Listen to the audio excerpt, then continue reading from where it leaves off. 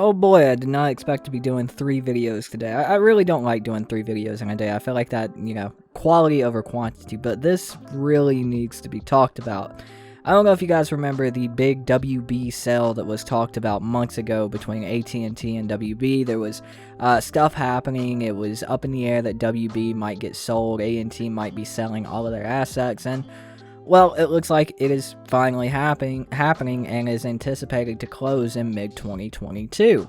Now, this is very scary for Mortal Kombat and a number of studios under WB Games, under Warner Media, basically, and we'll get into all of that and what that could mean for Mortal Kombat and some of our other favorite game series in this video. But before we do that, please understand this is not all of the information. This is very little information, and that's why I wanted to go ahead and put it out, so I could just put out my video about it happening, and I could keep you guys updated on what happens as we go along, because I don't think anything's really set in stone, and we barely have any of the information yet. So take all of this not really with a grain of salt, but understand that we don't have everything yet. So let's go ahead and jump into it. So I got this from Video Game Chronicle. This site probably laid it out the best that I've seen so far. There are a lot of people talking about it, but Video Game Chronicle probably has the best layout for someone who doesn't really understand the inner workings of these bigger companies. So it says, on Monday, telecommunications giant AT&T said it had agreed a deal to offload WB Games' parent, Warner Media, which will merge with Discovery to form a new standalone company billed as one of the largest global streaming players.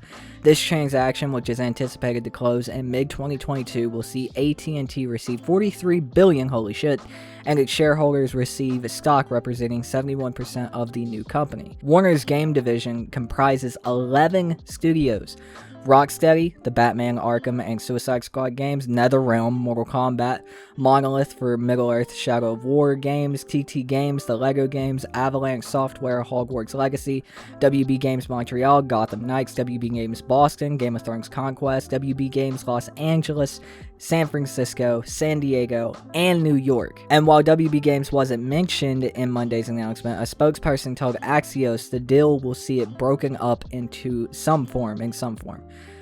Some of the gaming arm will stay with AT&T and some will go with the new company, they said. So I'm not entirely sure what this means. I don't know if anybody but the people on the inside are entirely sure what this means.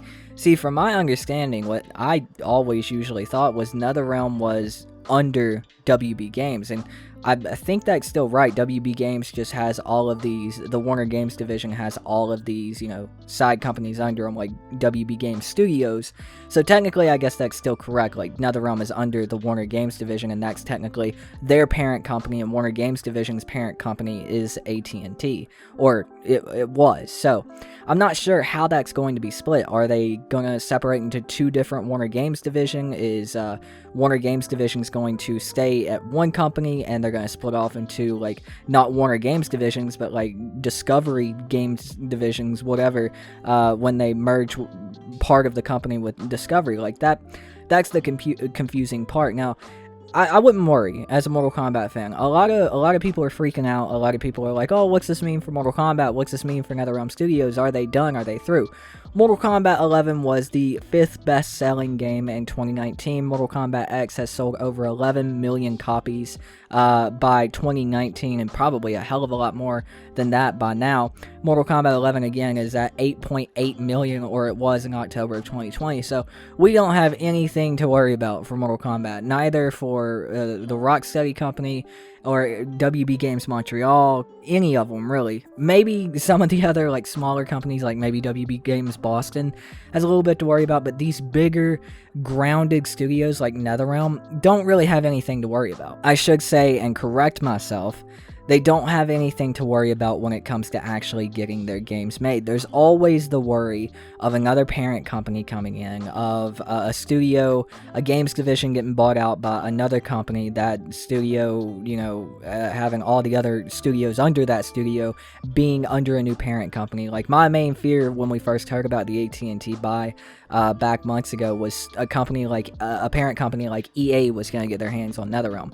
And that's not true, and I don't think that's going to happen at any point in time. I think if I'm reading this and taking this right, these game companies, these divisions are just going to be split between Discovery and AT&T. What's staying with AT&T and what's merging with Discovery. So we could see NetherRealm under a new parent company like Discovery, the two merged companies, which could more than likely have some of the same overheads that were working at the same AT&T place, and they could go over to the new Discovery place. So we could still have the same upper management and everything else, but I do think it's partially a good thing if WB, not if WB, but if NetherRealm maybe goes over to Discovery. I'd actually maybe prefer that at this point, because it does seem like the direction under WB, Warner Games division, and under AT&T was very rocky, especially over the past 6 or 7 months for NetherRealm.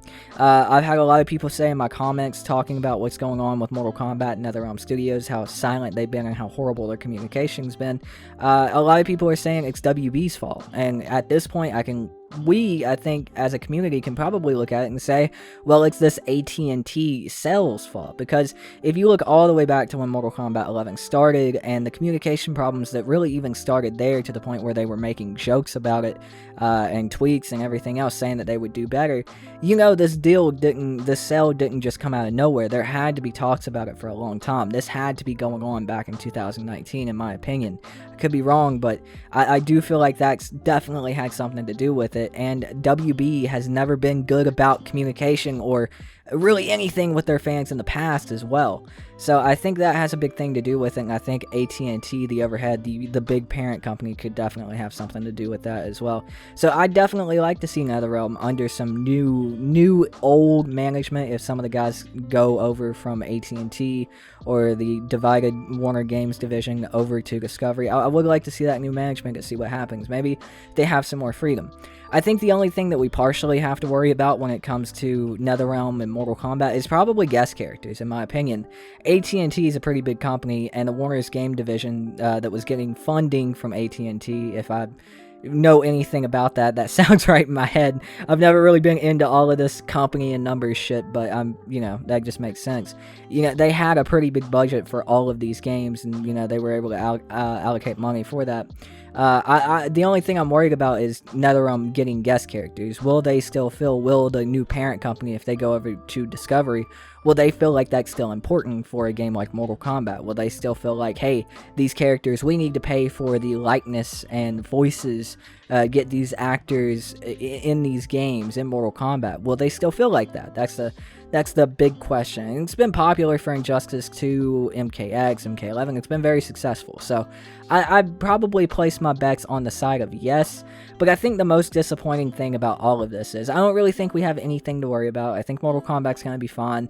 I think Injustice is going to be fine. I think the Marvel game will be fine. We'll see when it comes to all of that. We'll just have to hold our ears to the ground and see what happens next, because again, we don't have all the information. The only disappointing thing about it is, and me and Dynasty actually discussed this on Twitter earlier today, talking about the actual deal. Back when it got announced that AT&T was selling these divisions, these companies and everything else, huge missed opportunity on Microsoft.